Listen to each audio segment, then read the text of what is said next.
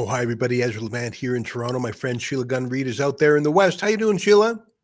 I'm doing great. I expected today to be different than it was yesterday, but I think we're in the second worst case scenario with Justin Trudeau, but I'll let you get to that in a second.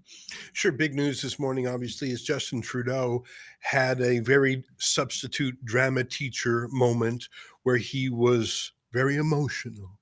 And he said that he's quitting, but not actually quitting. He's rigging it so he can stick around for almost 3 more months. It's just the 6th of January. And he has announced that he's going to be prime minister until March 24th. And to make sure no one can do anything about it, he's dissolving parliament. He is removing any accountability from himself or his government, no question period, no committees, no nothing. And most importantly, no ability for the MPs to vote non-confidence in him. He's just telling them, thank you very little. We'll see you in March.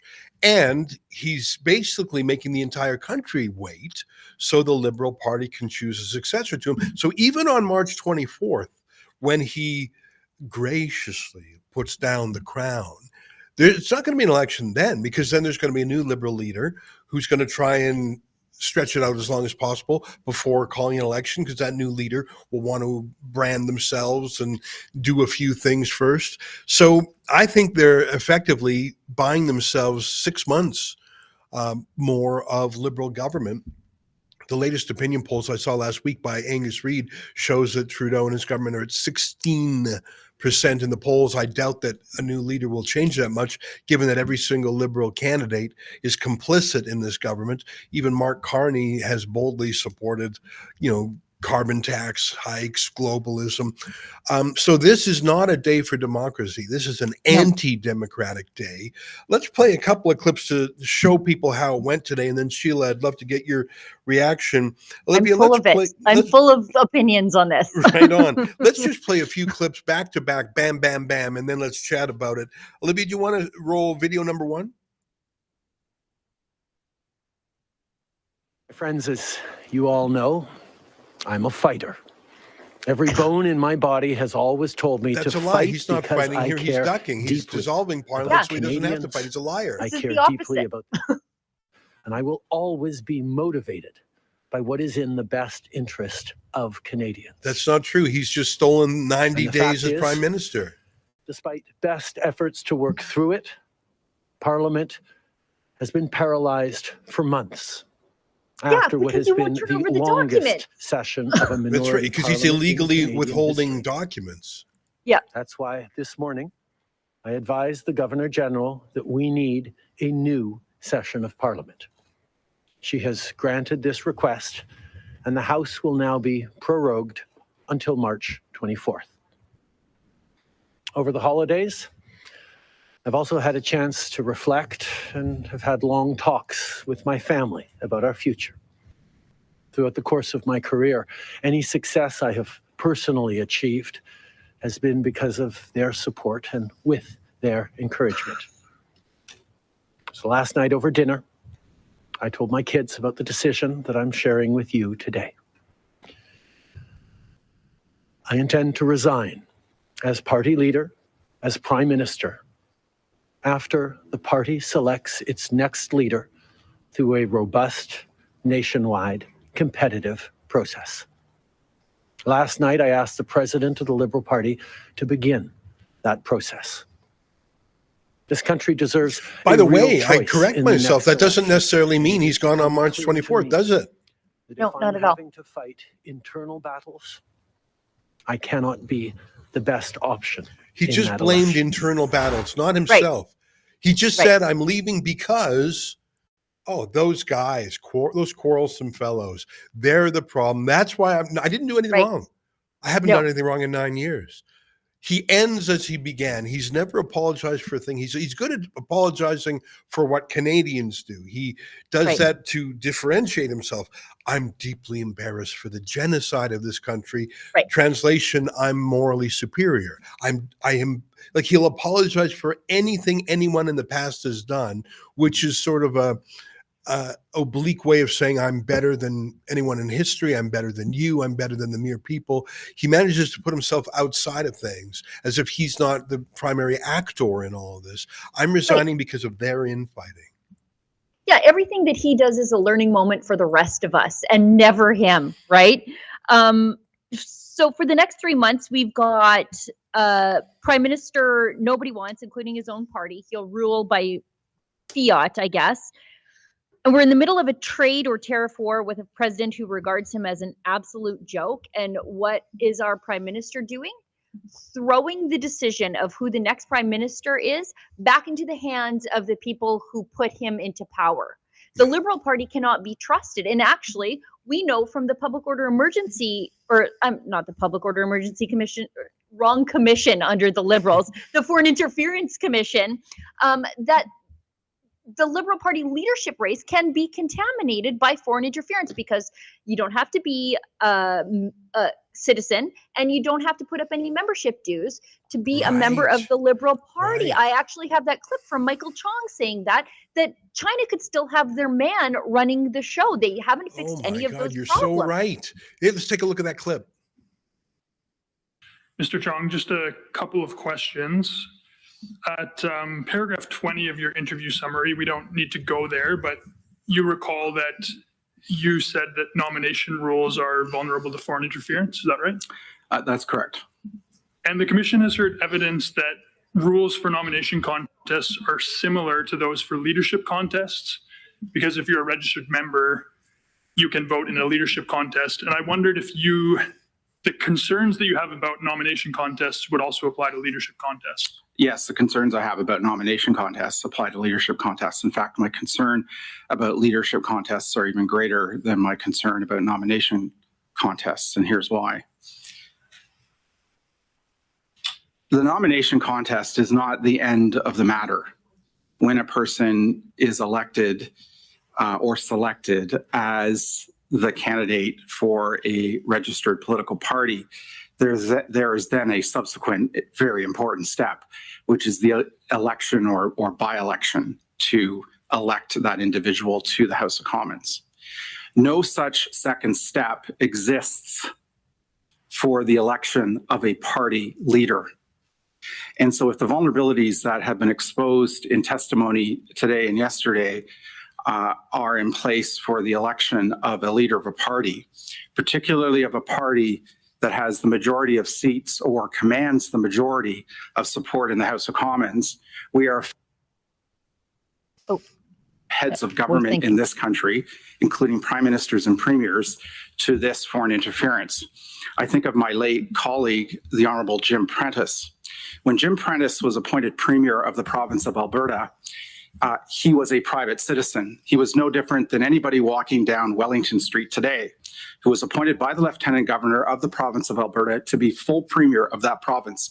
He did not have a seat in the Legislative Assembly of the province of Alberta. He had simply been elected as leader of the Alberta PC Party.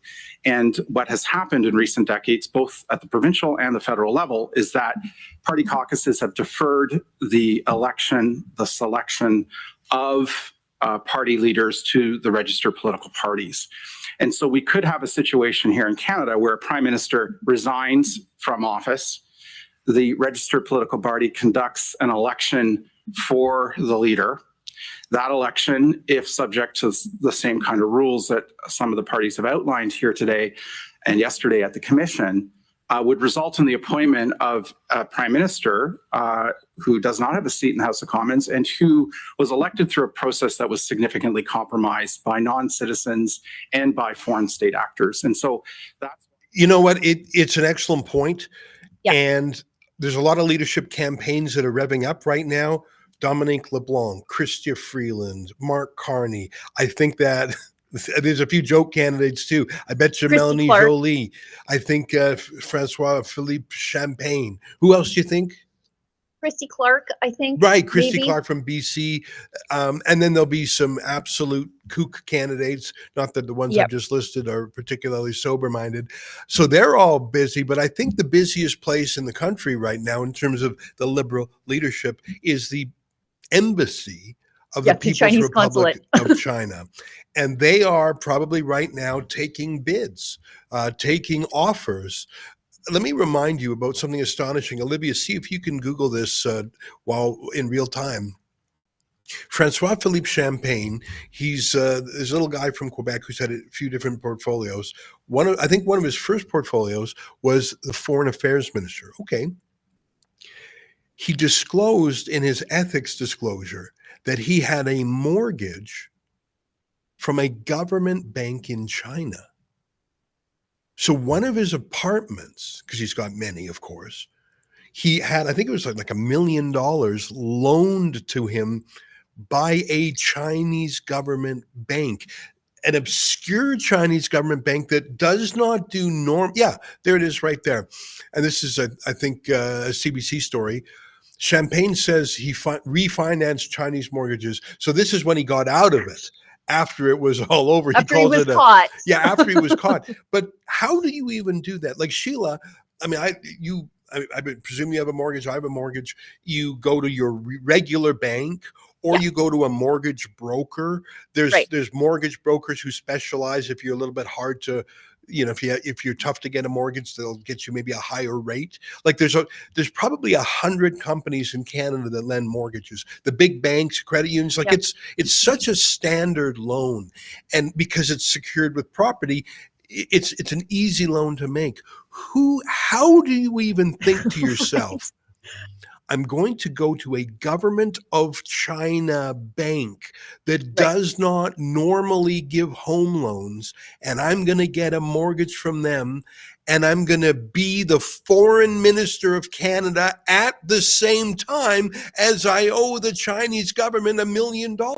That's Francois Philippe Champagne. So normally I would say he's a joke, a quack. He's going to come in last place, but he is, as far as I know, the leading contender for the People's Liberation Army, People's Republic of China, Communist Party of China candidate. So don't be surprised if on election day, Francois Philippe Champagne gets his payoff. Yeah, I mean, we saw the foreign interference on such a low level. Why wouldn't they meddle at a higher level? We saw them trucking in foreign students from out of a riding to vote for Han Dong, who's just a backbencher, but China wanted their man. And so this is now China's opportunity to have their man in the prime minister's office, either with Champagne or somebody else. And as Michael Chong points out, this person does not have to be a sitting MP. It's the choice of the Liberals. And that's why what Justin Trudeau has done is so dangerous. After 9 years of arresting his critics, censoring his critics, and subjecting Canadians to all of Justin Trudeau's petty tyranny, he still won't let Canadians have their say, and he's doing this in such a compromised way.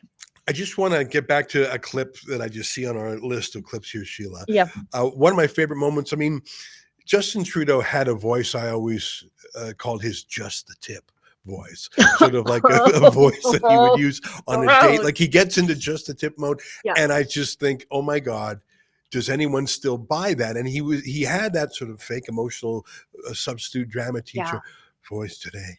And it sounds like a university professor grooming one of his students into a sexual relationship. That's what it makes me feel like. I don't really watch This Hour's 22 Minutes, but there's a guy on there, I suppose I could call him a comedian, who does the Trudeau impression. He actually has that just the tip voice down pretty well. That's I'll give him credit. He doesn't do a bad job of impersonating Trudeau because he's got that substitute drama teacher voice. Here's Trudeau with the just the tip voice talking about his greatest regret. This is clip number 3, Olivia, if you could play that clip. I think it's 2, clip 2. We got elected in 2015 to fight for the middle class, and that's exactly what we've done over the past years. We reduced their taxes, we increased the benefits to families, we made sure the economy was focused on working for everyone and not just a few. And that has changed that has dropped poverty rates in Canada, that has brought more people into the workforce, that has moved us forward on reconciliation in a way that has deeply improved the opportunities and success of Canadians, despite the incredibly difficult times the world is going through right now. There's lots more work to be done, and I know that this party and this country and Canadians will keep doing it. If I have one regret, particularly as we approach I want to this skip ahead election, to clip number 3. That one regret thing is fine, and he talks about some BS issue he's never really cared about. I want to show you his heartbreak over the fact that I think he knows Pierre Poilievre is going to be prime minister this year. Yeah. Play for me clip number 3, because this is where he gets his most sensual, most romantic. And remember, ladies, he's single right now. Oh, it feels like someone's licking the inside of my ear. So gross. It's disgusting. Play clip number 3, Olivia. Yeah. Pierre Poilievre's vision for this country is not the right one for Canadians. Stopping the fight against climate change doesn't make sense. Backing off on the values and strength in diversity that Canada has always worked to pull itself together on is not the right path for the country. Attacking journalists, the CBC institutions, that's not what Canadians need in this moment. We need an ambitious, optimistic view of the future, and Pierre Poilievre is not offering that. And I look forward to the fight as progressives across this country stand up for the kind of vision for a better country that Canadians have always carried, despite the tremendous pressures around the world to think smaller, to veer towards the hard right, and to be less ambitious for what we can be and do as a country when the world really needs Canada. That's not an answer, though. Yes or no? Is there another leader that You know what? There was some real Absolutely. reporter questions Sure. for the first time I've ever Yeah. seen in my life. Now that he's no longer in a position to appoint them to the Senate, actually, what am I saying? Right. I shouldn't say that. He's got 3 months to make all the Exactly. appointments he can. He's going to jam through everything. Expect his barber, all 6 of them, to get appointments to the Senate, to whatever he can. He is going to be taking every ally, every friend, every date he's had, anyone who gave him $5,000 or $50,000 or $500,000. He is going to go nuts. Like the divorced dad that he is, he's going to go cuckoo in the next 90 days in a flurry of patronage and corruption, the likes of which we have not seen.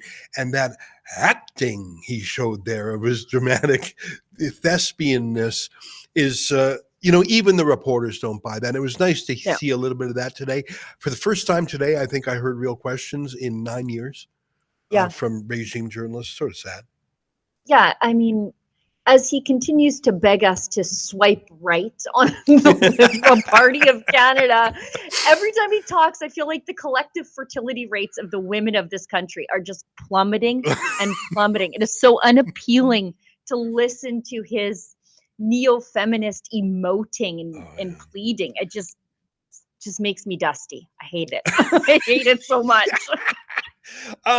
There is one more video I want to play, and then I'm going to run, Sheila. I'm going to hand things over to you, and thank you for letting me jump in here. But Pierre Poilievre had a reaction, and I think it's spot on. Olivia, can you play video number 6, please? Good day. Canadians desperate to turn the page on this dark chapter in our history might be relieved today that Justin Trudeau is finally leaving. But what has really changed?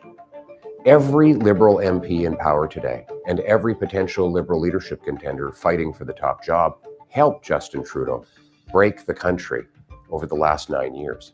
All Liberal politicians actively worked to pass into law the job-killing inflationary carbon tax, a tax that Carbon Tax Carney endorsed in his book.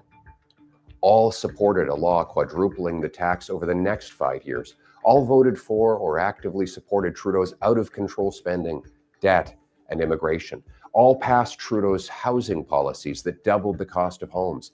All Liberal politicians helped pass catch-and-release bail and house arrest for the most rampant reoffenders. Policies that increased violent crime 50%, gun crime 116%, and hate crime by 250%. So given that Liberal MPs and leadership contenders unanimously supported everything Trudeau has done, why dump him now, right before an election? Have they had a change of heart? Is it because they feel guilty that they doubled housing costs, hiked taxes, unleashed crime, broke immigration, forced a quarter of the population into poverty? No.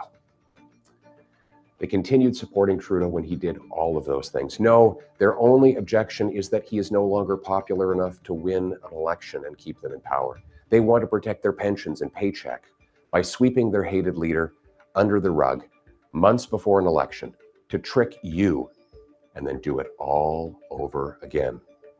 Now, while leaderless Liberals focus on saving their jobs and fighting each other for power, the country spirals out of control, an out-of-control housing emergency, an out-of-control migrant crisis, an out-of-control $62 billion deficit, not to mention tariff threats from the United States. All right, we get the point. I mean, Yeah. I think he was moving directly to campaign mode. I don't think he was, I don't even know, maybe that was pre-taped. I don't know.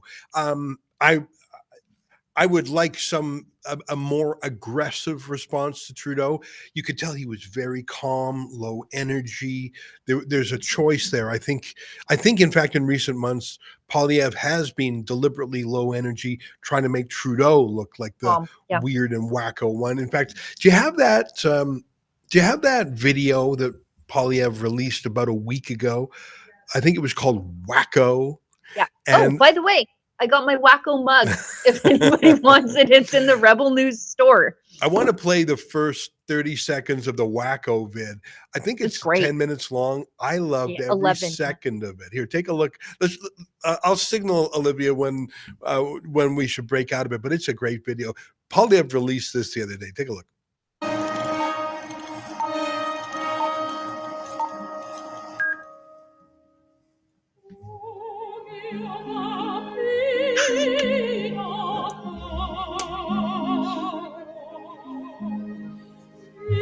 Vote for the motion. That's funny right away. That's funny right away. Good. There seems to be an overabundance of wacko events in Canada these days, but who's behind them? But does capitalist democracy still work? That's the question being posed around kitchen tables. But what exactly is a wacko? Is there an accepted general definition? According to vocabulary.com, a wacko is a person who is eccentric or mad.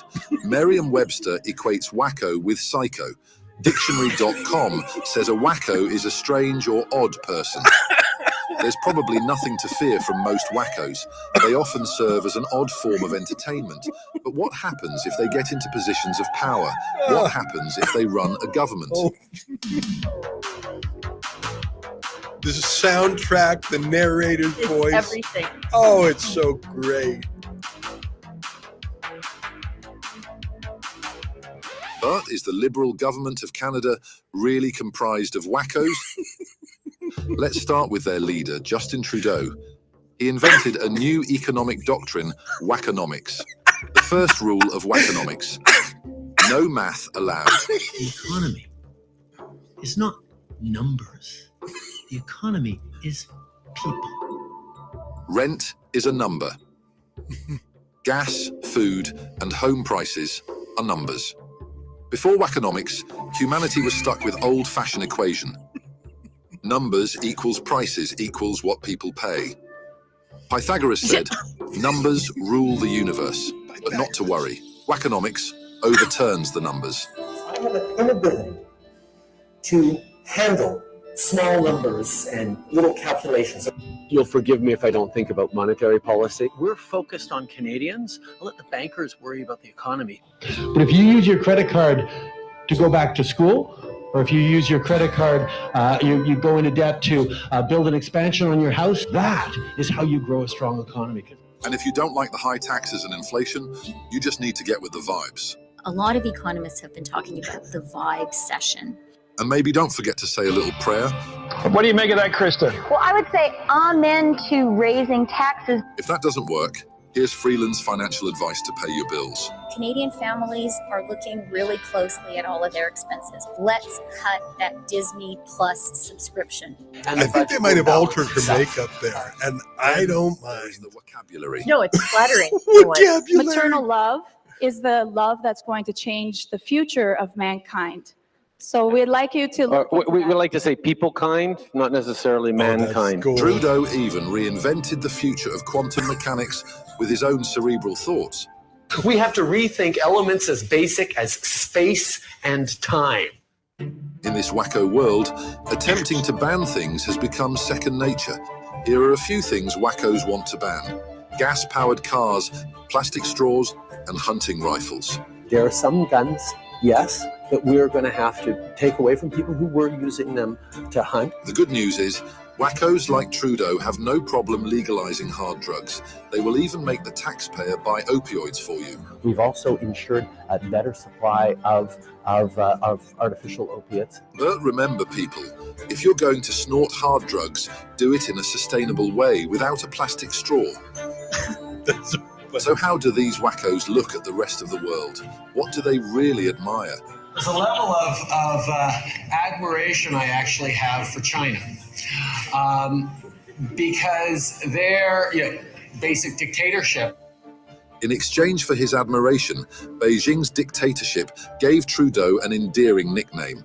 We're quite proud the Prime Minister has been given a fond nickname in China. He is called Trudeau, which I believe means potato, and I can't say the Chinese, but it's Xian. You know what? I want to break away, but every second is better than the one before. I think we got to watch this whole thing, Sheila. I'm fine. I got the time. Back at home, it takes a team to make a wacko world. Trudeau's closest ally, Chrystia Freeland, knows the struggle of commoners who drive to work every day. A fact that still shocks my dad is I don't actually own a car. Because I live in downtown Toronto. I'm 300 meters from the nearest subway. I walk, I take the subway. While driving around in rural Alberta last week, Chrystia Freeland was pulled over for speeding.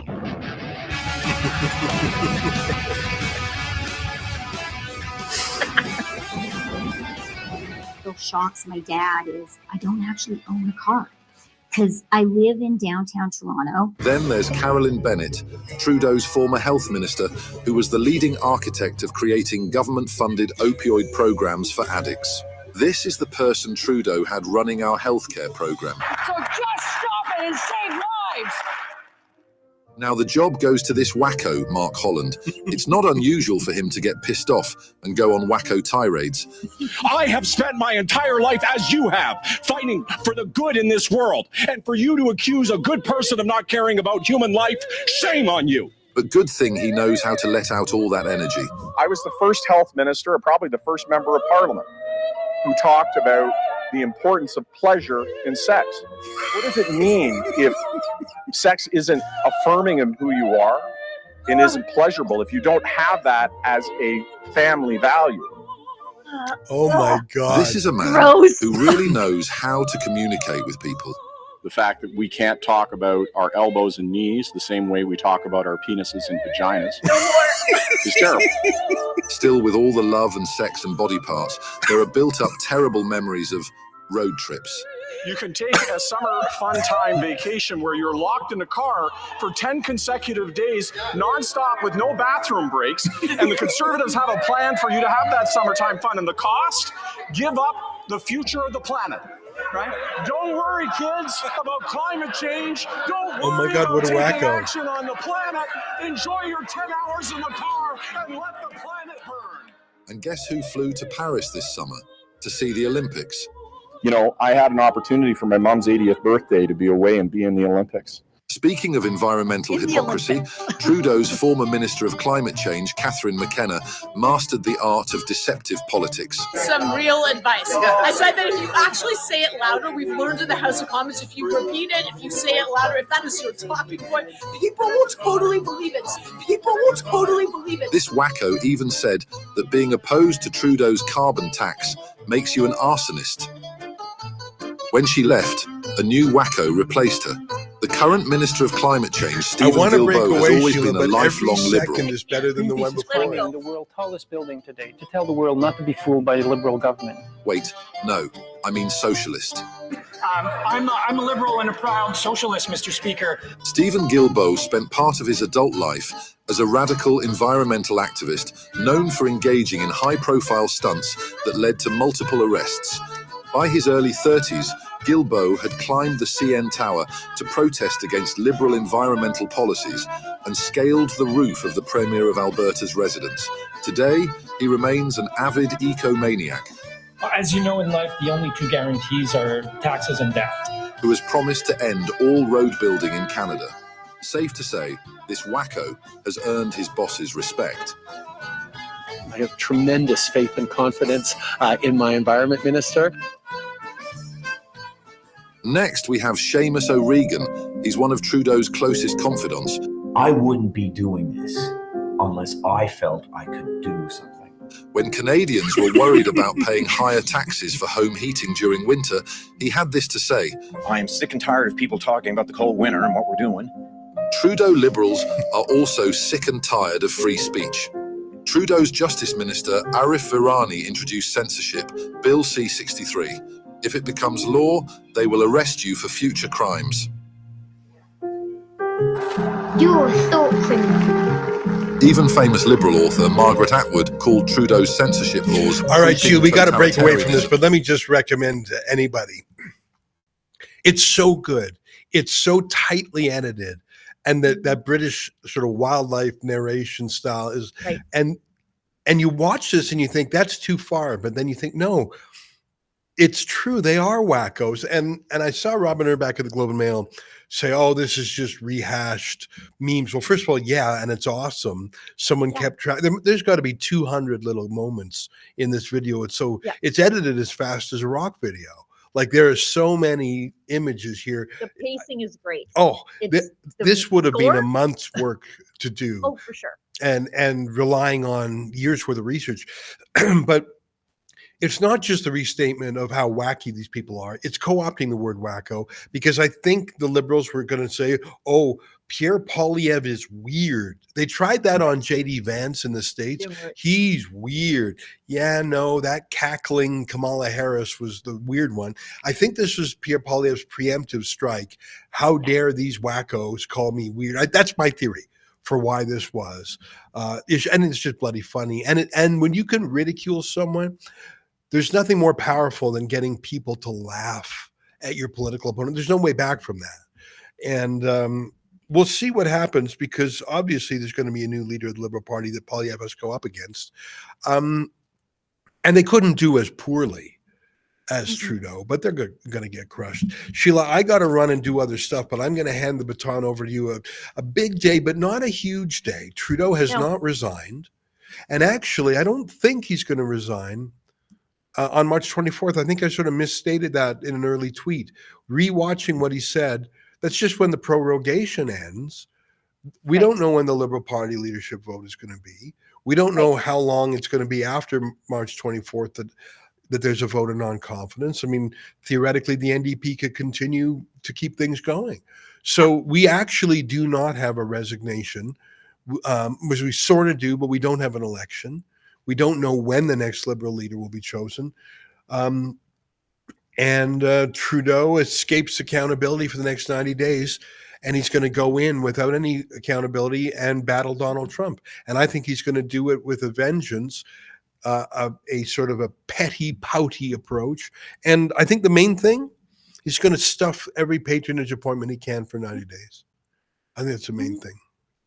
Yeah, I mean, the only thing we know for sure is that there will be a new prime minister in October of 2025. But the Trudeau Liberals can rag the puck for as long as they want, because this is all about protecting the Liberal Party's fortunes, and they're willing to do it at the expense of this country. And anybody who should do that should be nowhere near the levers of power. Yeah.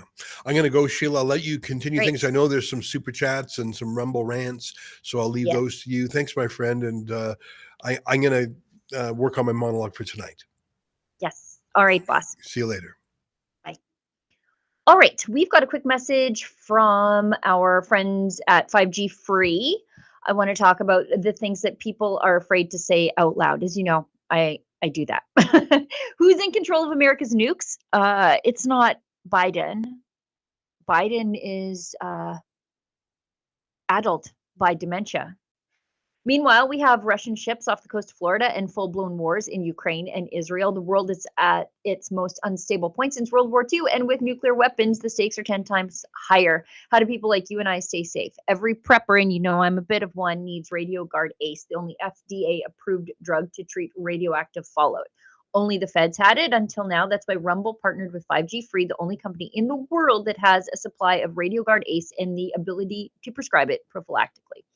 Get their radiation emergency kit with RadioGuard Ace, potassium iodide, Zofran, and a Geiger counter. There's simply no other tool in your arsenal to protect against a radioactive threat. Go to 5gfree.com, code STUDIO to get 15% off your radiation kit now. Olivia, do we have a Rebel ad that we want to go to, or I don't need to go to a Rebel ad. Let's just keep going with some of these clips.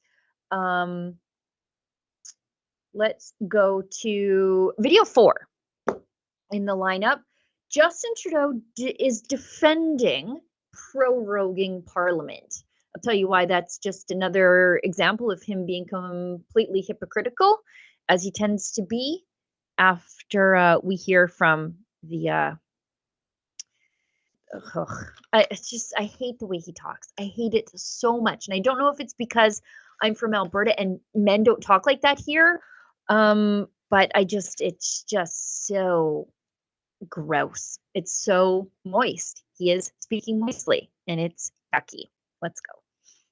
But this prorogation will take us only into March, and there will be confidence votes in March in the passing of supply that will allow Parliament to weigh in on confidence in a way that is entirely in keeping with all the principles of democracy and the workings of our strong institutions. Mais avec respect, Monsieur Trudeau, y a-t-il pas quelque chose un peu antidémocratique? With respect, don't you think this is undemocratic because you're not allowing Parliament to express its lack of confidence in your government while your party's looking for a new leader?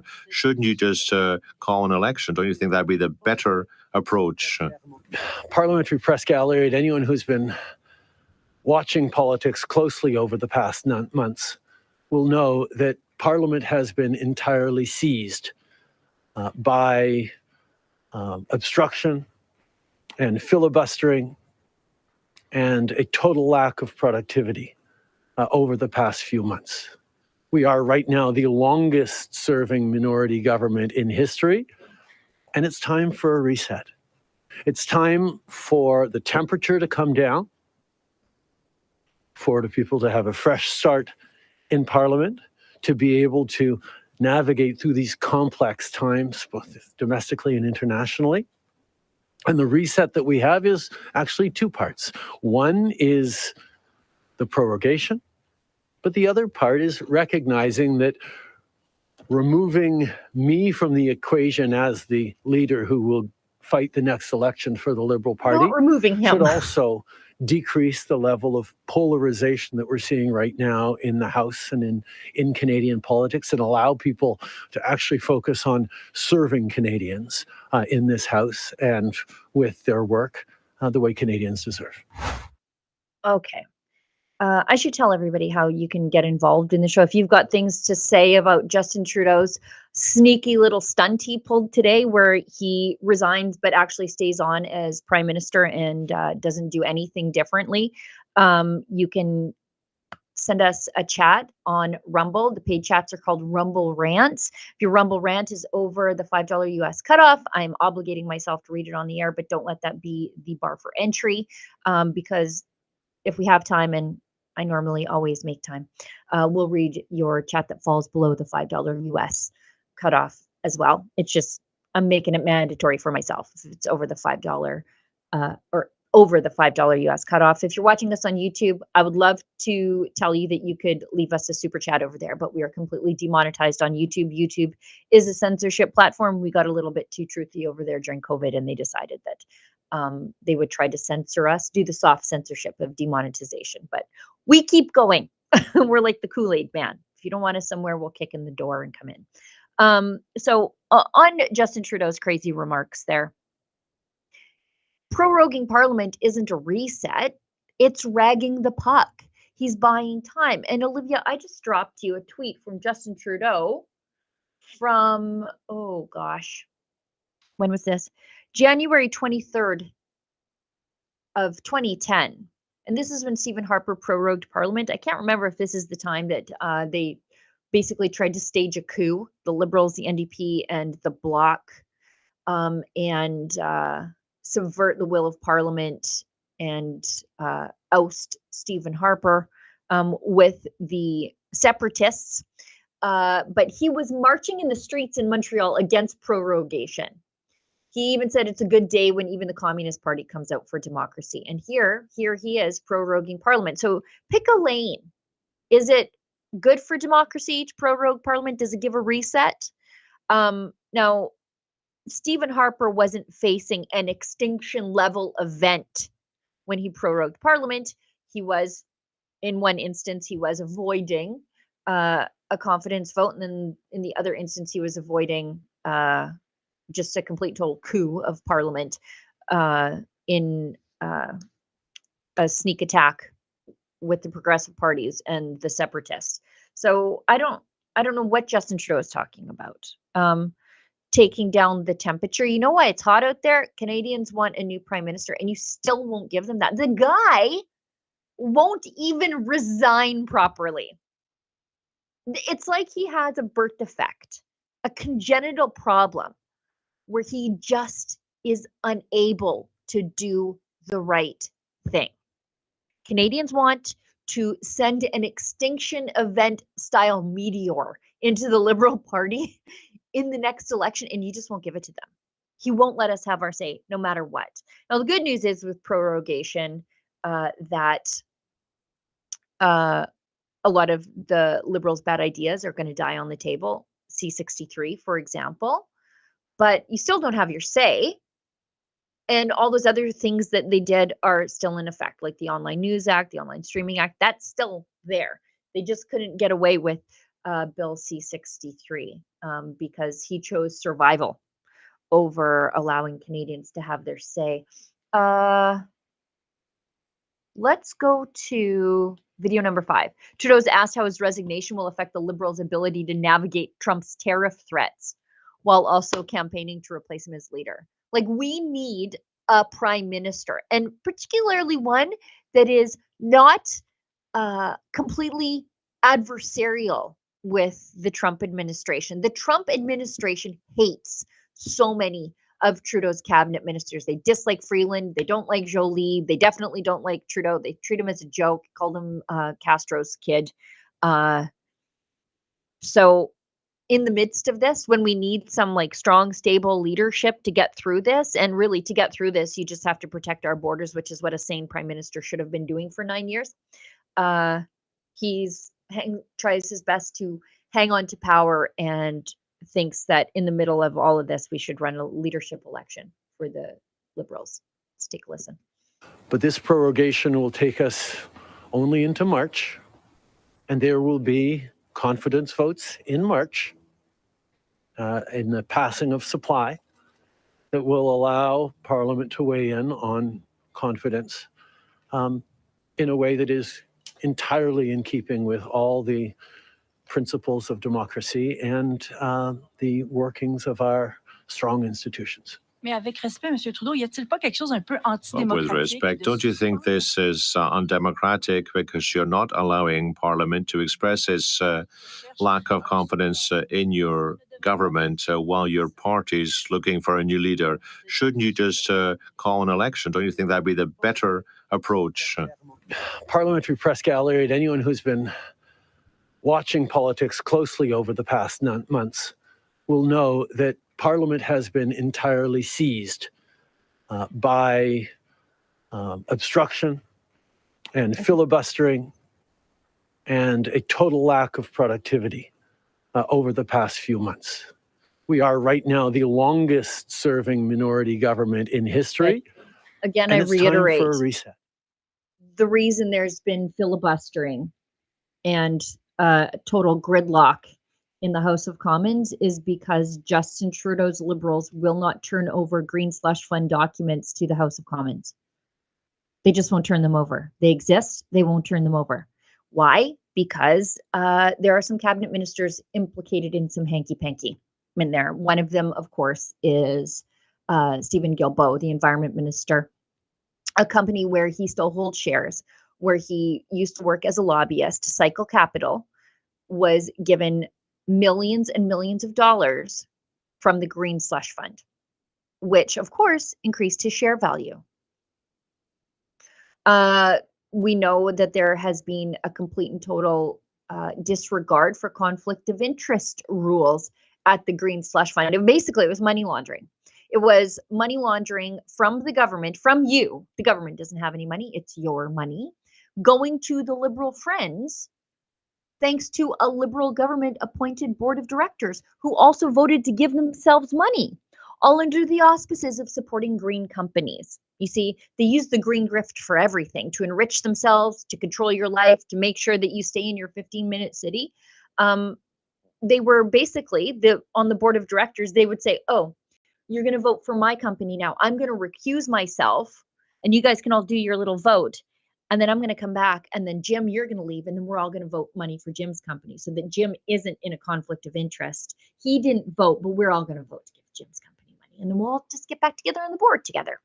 That's what happened over and over and over again. And they won't turn that money, or they won't turn those records over to the House of Commons. So Trudeau, to complain that there's gridlock in the House of Commons, all you have to do is give those documents over so that people can go to jail. But he won't. And that's another reason he's proroguing Parliament.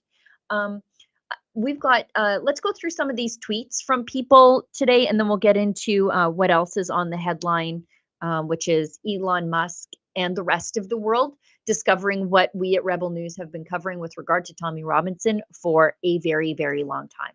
I wonder if we can mention Tommy Robinson on YouTube. We have to be very careful. And we actually have to be very careful about the things that we talk about if we're streaming on YouTube, because they don't like some of the words and language to accurately describe what happened to white working class UK girls. So let's go to Mark Carney. He, I think, is probably the heir apparent to Justin Trudeau. And again, he is not an MP, and he could become prime minister of this country if the Liberals choose him, and he doesn't even have to have a seat. That's literally what's happening right now in Alberta with our opposition leader, Naheed Nenshi. He does not have a seat in the legislature. He is texting questions to the members of the NDP from the gallery during question period because he doesn't have a seat. That's how it works. And if he, for some ungodly reason, won the next election, he would be the premier of this province without a seat. Anyways, let's go to Mark Carney. He says, thank you, Prime Minister Justin Trudeau, for your leadership, for your many contributions to Canada, and for the sacrifices you and your family have made for public service. I'm not sure what sacrifices. I mean, I guess it's difficult to watch your dad get yelled at in public, I suppose. But all those vacations and the nice houses is probably pretty cool, right? Taylor Swift concert. Probably cool enough. Let's go to Jagmeet Singh. Below is my statement on Justin Trudeau's resignation. I'm cold reacting to this. I have not seen this yet, so let's read it together. If you oppose callous conservative cuts, I don't know if he thinks he's going to be the next prime minister. If you oppose the rich getting richer while everyone else falls further behind. Okay, Mr. Rolex Maserati Marxist. Stand with the NDP this time. Okay. I don't think he says that he's going to vote non-confident. So he could prop up the Liberals. Conservative cuts. They haven't cut anything yet. I hope they cut everything, by the way. Justin Trudeau has let you down over and over. He let you down on the cost of housing and groceries. Jagmeet, what do you think adds to the cost of housing and groceries? Immigration and the carbon tax. Two things you're in favor of. He let you down on fixing healthcare. Again, unfettered immigration puts a strain on our healthcare system. Maybe say something about that. Doesn't matter who leads the Liberals. Yeah, because he'll prop them up. They don't deserve another chance. You keep giving them another chance, Jagmeet. You keep giving them a chance. If they don't deserve another chance, why didn't you vote them down in the House of Commons when you had an opportunity on, what is it, the 8 or so confidence votes in the last session? If they don't deserve another chance, why didn't you vote against them? Was it your pension? Was it your pension, Jagmeet? You're just as bad as the Liberals. Just as bad. Conservatives are jumping at the opportunity to take from you and give more to CEOs. No, they don't. Actually, they want to take less from me. I don't care what happens to the CEOs, but they want to take less from me in the form of a carbon tax. You will pay the price of Poilievre's cuts. To what? Taxes? I don't know if he understands how this works. If you oppose callous conservative cuts, if you oppose the rich getting richer while everyone else falls further behind, stand with the NDP this time. You can have a government that works for you for a change. He's propping up the Liberals, and he has the gall to say this. And he thinks he's really gotten onto something here with the callous conservative cuts, the old alliteration. It's not catching on. I don't like it. It's not as fun as wacko, is it? Not at all. I mean, who was his big, groundbreaking sit-down interview with? The unemployed Rachel Gilmore.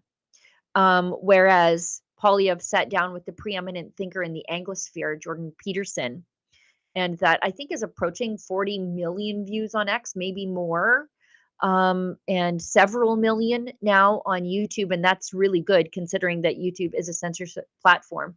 So it's just ridiculous. Thanks for nothing, Jagmeet. Chrystia Freeland. The Brutus behind the knife in the back to Justin Trudeau. She's no hero, by the way. I thank Justin Trudeau for his years of service to Canada and Canadians. I wish him and his family the best. I wish him well. Yeah. Doug Ford, President-elect Donald Trump continues to make threats about imposing sweeping tariffs that would devastate Canada's economy. And the Babylon Bee. This is a good one. Trudeau to be humanely euthanized. They do it today. So that'd be a difference from how Canadians are treated in our healthcare system. We are not humanely euthanized. Just euthanized. Okay, let's, do we have another, Olivia Chow weighs in. I want to thank Prime Minister Trudeau for over a decade of public service to Canadians. As leadership changes occur in Ottawa, I will stay focused on building more homes, feeding more kids, and getting Toronto moving.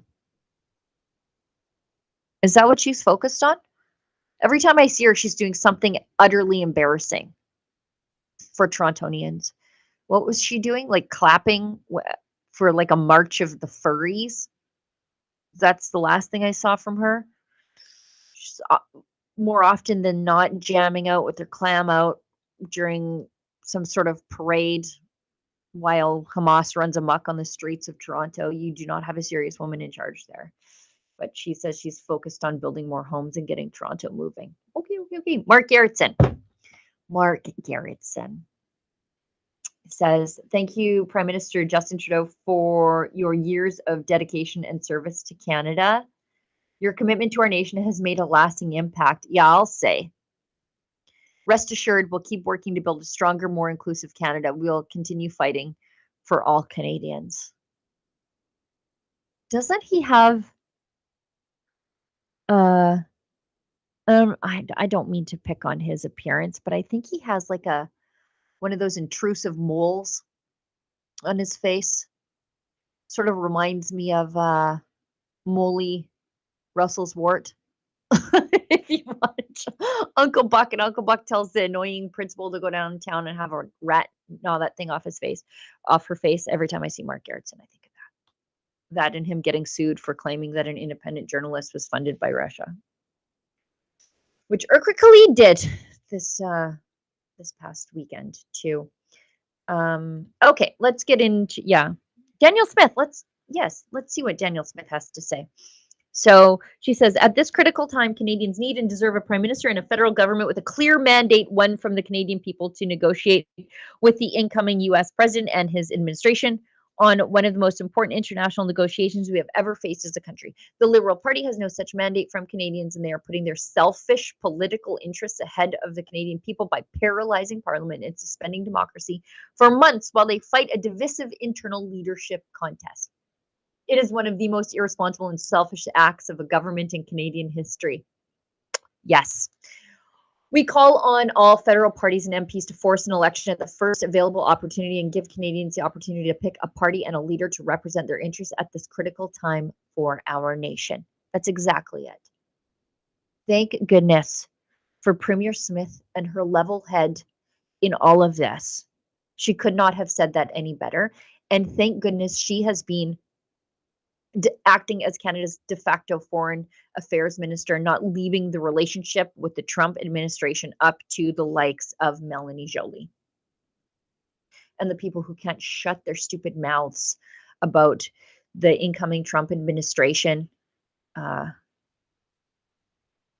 help us. Thank goodness for Premier Smith being the adult in the room. Okay, we got a chat from Alberta John. $5.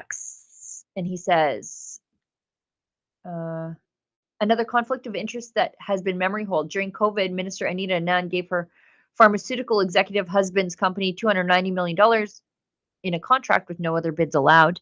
Oh, let us not forget. Oh, Elizabeth May's got a statement, but nobody cares because it was probably written under the influence of drugs and alcohol.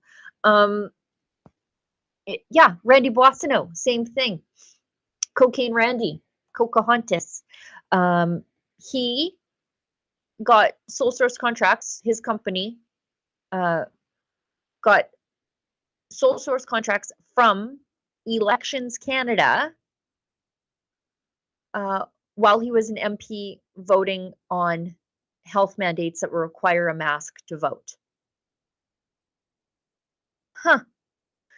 So, just the amount, like in a normal country, those people would be in jail. They would be in jail, but this is Canada, and it doesn't hardly make the news at all. Crazy. Dominic LeBlanc, Justin Trudeau's former babysitter, says, thank you, Prime Minister Justin Trudeau. Serving alongside you in the House of Commons and your cabinet has been the honor of a lifetime. Okay, let's do this ad read. Oh, Stephen Guilbeault. One more. Stephen Guilbeault. Thank you for your service, Prime Minister Justin Trudeau. You have been the leader we needed. For almost 10 years, you have been there for Canadians. There, I guess he's there, like physically, I suppose, there. But beyond that, I don't know. Are you better off? I guess at the end of the day, Canadians will vote the same way Americans voted on the issue of, are you better off today than you were 10 years ago? And I think the answer overwhelmingly is no. And there's no way the Liberals can get around the fact that they are the people who did this to us. All of them in cabinet propped up Justin Trudeau until he became the millstone around their neck. And now it's all self-preservation. They don't disagree with anything Justin Trudeau did. They just don't like that it's unpopular. And thus hurting their chances at re-election. Rightfully so. Okay. We've got a message from our friends at Positive. If you have a dog, there comes my dog right now. If you have a dog, we've all been there. Our pup goes from full energy to sick and miserable in an instant and at the worst times. And we're calling vets in the middle of the night and on the weekends trying to find a clinic that will take us in. It's a terrible way to manage your dog's health, not to mention your stress levels and your monthly budget. That's why people are getting the Pet Emergency Kit by Positive. It contains critical medications and supplies that can not only keep you out of the veterinary office, but may even save your dog's life, especially if you have a garbage guts dog like mine. She ate only Smarties for some reason out of some Halloween candy that the kids left out. Only the Smarties, didn't touch any of the other stuff. That was unpleasant for me as a dog owner. Their kits contain critical medications like activated charcoal, styptic powder, and more. It might save your dog's life. Head on over to Positive, that's PAWSITIVE.com, and use the code STUDIO to get 15% off your Pet Emergency Kit. Now that my studio door is open, thanks to my dog, you may see an appearance by my cat, new cat, Trigger. Loves to sit on the keys of my computer. Little goofball. All right, let's get into, we've got one chat here. Roly Polioli, $5. Thanks, Sheila and Rebels. Me thinks Trudeau got trumped on. I don't even know if it's trumped. I think it just, he's being pushed out, I think, by his own party because they want to save themselves. And it's not going to work. I mean, Canadians aren't stupid. Actually, all of this, I think that might be the problem I have in all of this, is that he thinks, once again, Canadians, after all of this, he still thinks we're too stupid to see what he's doing. We see what you're doing. You're trying to give your party a chance to rally itself in the next election, and you are sacrificing the welfare of Canadians to do it. It is so selfish, and he thinks Canadians can't see. He's still the prime minister until who knows when. So he stood out there and had his emotional unemployed university professor grooming a student speech today, and he thinks that Canadians are like, oh, thank God, our national nightmare is over. It's not over. Literally nothing has changed. Nothing has changed. You're going to get somebody, doesn't matter who's in charge of the Liberal Party, you're going to get somebody who agreed with everything Justin Trudeau did to you for the last 9+ years. So it's not like when the Conservatives threw out Aaron O'Toole and went in a completely different direction. You're going to get more of the same. So, Canada Proud. We just have to show this, and I know we're way over time, and I will get to it because I have other things to do today. Canada Proud asks, please show this. Oh God, has Rosie Barton been crying? Crying or drinking? She looks pretty bleary-eyed and red in the face, doesn't she? Her bottom eyelashes look damp. Can we zoom in a little more? Actually, no, I don't want to do that to our viewers. Don't zoom in on her. What do you guys think? Do you think she's been bawling her eyes out? God, I hope so. God, I hope so. You know, as Canadians cried over their finances for the last 9 years, this woman polished Trudeau's turds every step of the way. I hope she's been bawling. I hope every single one of those unpeeled boiled potatoes who pretend to be panelists over at the CBC are crying today. I hope so. Just this indistinguishable beige blobs of boring, homogenous opinions. I hope they're having just the most sullen, rough day. I do. Because they are part and parcel of propping up Trudeau. He couldn't have done a lot of the things that he's done to Canadians if they weren't out there sweeping his curling rock down the ice sheet, if you know what I mean. All right, let's change lanes here. Yeah, somebody else says I can confirm she's watery-eyed. I believe it. I believe it. She's going to be on the cardboardo quite hard tonight, I bet. All right. Couldn't happen to a nicer bunch. UK, let's change lanes a little bit. I'm going to have to be careful about how I talk about this because we are still streaming on YouTube and they don't like us to talk about the whistleblower here. and they don't like this topic whatsoever. So bear with me. Although, you know what? We're completely demonetized on YouTube. Do I really care? I just don't want to get the video taken down. Keir Starmer, the UK Prime Minister, is making excuses for groomers. And by groomers, I mean Muslim grooming gangs who trafficked in thousands, hundreds if not thousands, of white working class girls in the UK. And we know they did it. The court records are there. Tommy Robinson has been blowing the whistle on this for years. He is serving civil contempt for blowing the whistle on this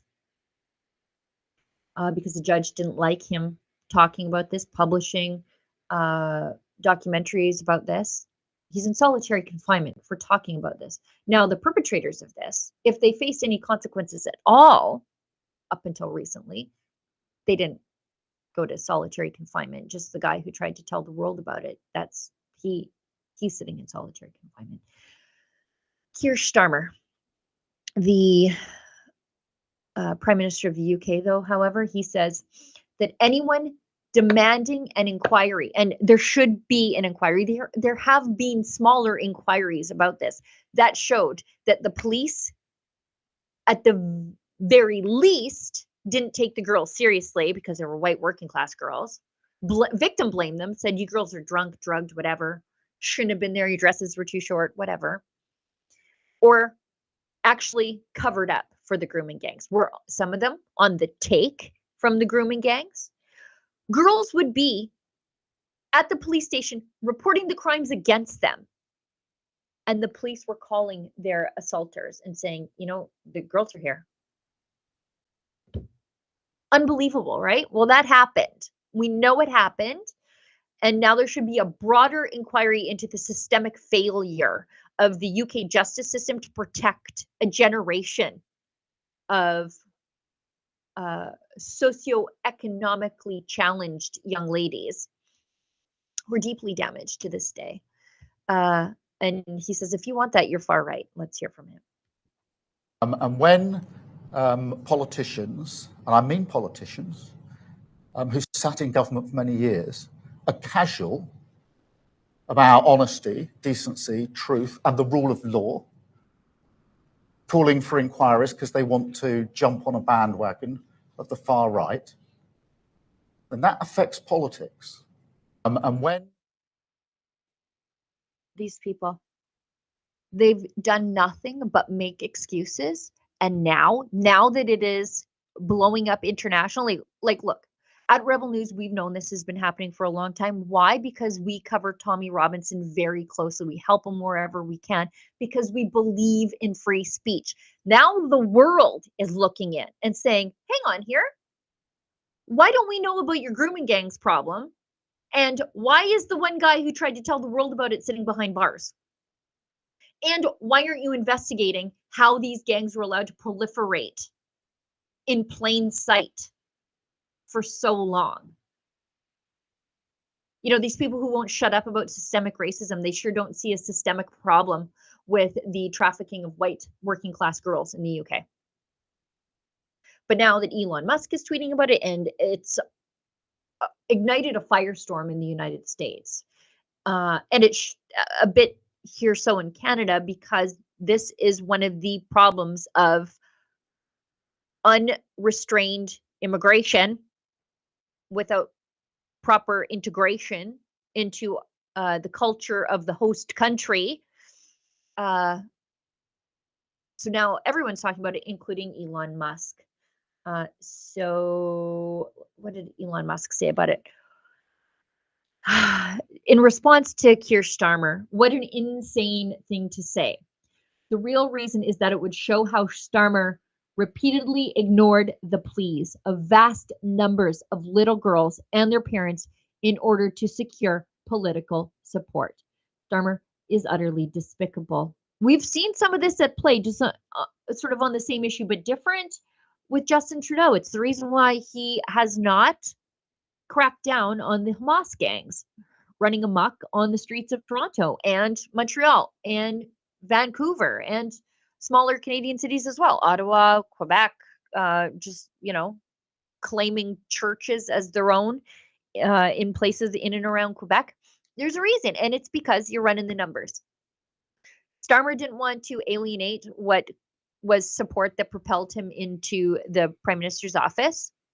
And Justin Trudeau wants to hang on to that same support here in Canada for his Liberal Party and sacrificing Canadians along the way. They don't care. And Justin Trudeau he doesn't care what happens to us as long as it increases the fortunes of the Liberal Party. Starmer, same thing. Little girls, they're just collateral damage along the way. Shut up about it. You're just working class. If this were happening to fancy girls in Starmer's circle, you bet your ass something would have been done about it. But these are, as Ezra says, and as Morrissey says, nobody's nothing. So who cares? Just the cost of doing business, these little girls. Except now the world knows. The world knows what Starmer is willing to ignore. And the world knows the story of Tommy Robinson now. So hopefully things will change. Tommy is serving time in solitary confinement. But hopefully that sacrifice will be worth it. If it means change, if it means it never happens again, if it means some justice is seen. I've seen some of the court transcripts about what happened to these girls, and it is the kind of thing that keeps you up at night. Especially if you have daughters of your own. It just horrific. Just the courage to even come forward to say that those things happened to you. I mean, just horrific abuse.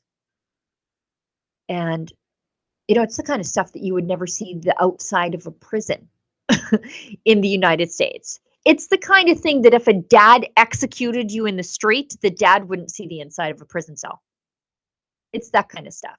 If a dad found his daughter's abuser, and this happened in Texas, he would not be convicted by a jury of his peers. They would hold parades for him, but not in Starmer's Britain. You lock up the whistleblower. It's awful. We got one more response to Justin Trudeau, and then if we have another ad read, we'll do that. If we want to wrap up the show, Olivia, we'll do that. Just a crazy day, but really, frankly, slightly inconsequential in the political landscape because we still have a Prime Minister, Justin Trudeau. He will be Prime Minister. We know for sure until October 2025. Things could change in the meantime. But who knows? I mean, we've got Jagmeet Singh saying that he's going to take down the Liberals. Yeah, okay. We heard that you broke up your confidence agreement with them before, and then you voted with them the whole time. So, I mean, I hope he's punished at the ballot box too. I mean, are they going to be fourth party status? I think it's going to be Conservatives, Bloc, Liberals, NDP. And that's still too good for the NDP, those lying enablers. Okay, Omar El Jabra. What is he doing now? He used to be transport minister. Here's the guy telling us we have to get rid of our gas-powered vehicles by 2030 or 2035 or whatever it is, when we don't have an electrical grid to put up with that. Like, it's Alberta, and the accelerated coal phase-out means that we have rolling brownouts during cold snaps, which is, if you want to know what a cold snap here is in Alberta, October through to May long weekend. He says, "Dear Justin Trudeau," God, they look like a boy band, like NSYNC rejects. They didn't make the band. Dear Justin Trudeau, when I first met you in 2008, I didn't know what was in store. I'm incredibly grateful for your leadership. You led Canada during one of the most consequential periods in our history. You led with compassion and grit. Thank you for your service to Canada. They didn't make the band. Look at them. NSYNC went on tour and left these two behind. Sad. They couldn't get their dance steps right. Justin Trudeau, what a loser. Can't even resign properly. Can't even resign properly. Despicable. Just screwing us right to the bitter end. Right to the bitter end. They're just when you think there's hope for something different, Justin Trudeau does the most Justin Trudeau thing that Justin Trudeau has ever done. And that's what he did today. Bill CF7 gives us $5 and says, there will be no difference between the US election and the future election here in Canada. Replacing the leader of the Liberals will make no difference. Yeah, I don't know how they get around the fact that they are the system. You know, if there's systemic problems over the last 9 years, that's you guys. You guys are the systems, Liberals. Like when you, like, I don't know how Freeland gets around the fact that she burned down the economy. I don't know how Mark Miller would get around the fact that he is the guy who oversaw immigration. I don't know how all these other guys come out. I don't know how Christy Clark, who is the former Liberal leader in British Columbia, I don't know how she gets around the fact that she stood in the way of Alberta pipelines. Like there's just, she never said anything critical of Justin Trudeau over the last 9 years. So how do you differentiate yourself from it? It's the Kamala Harris problem, right? And they deserve it. Again, couldn't happen to a nicer bunch. Olivia, are we done? I could talk about Justin Trudeau forever, but I feel like we all have other things we need to be doing. Okay, great. She says we're good. Let me know in the comments, what do you guys think of the new studio? I'm still working out the kinks. I'm working out the lighting. I might tweak my little knickknacks on the wall. I don't know. Did it? Nope. Yes. I don't know if you can see my Ezra Levant bobblehead, but that's he'll be there forever. Well, everybody, that's the show for today. I guess we're back again doing this on Friday. Hopefully I'll have my co-pilot David Menzies with me. Thanks to Olivia for putting the show together and Efron for gathering up all those clips and Ezra sitting in with me in the very beginning.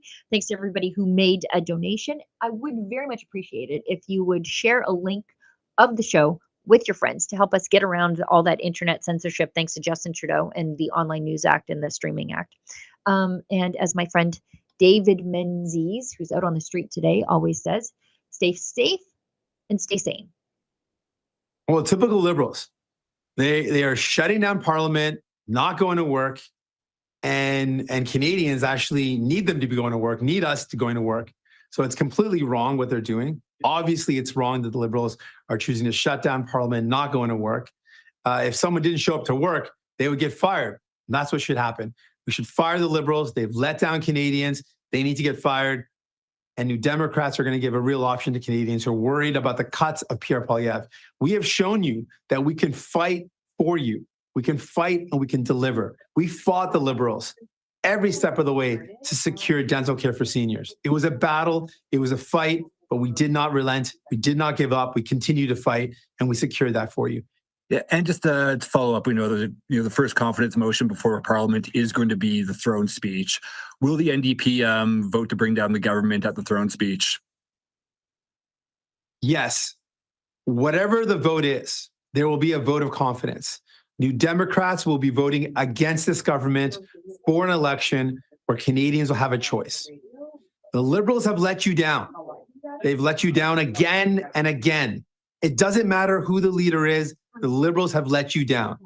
They do not deserve another chance.